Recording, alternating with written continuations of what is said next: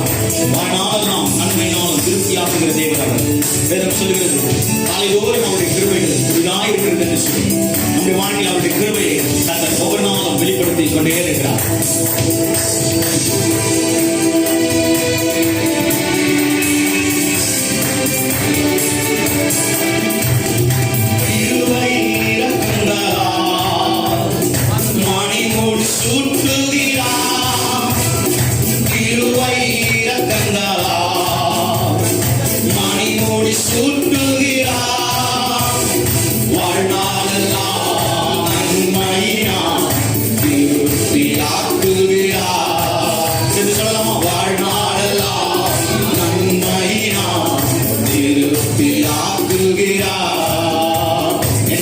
செய்த நன்மைகளை ஒரு நாளும் மறவாதே.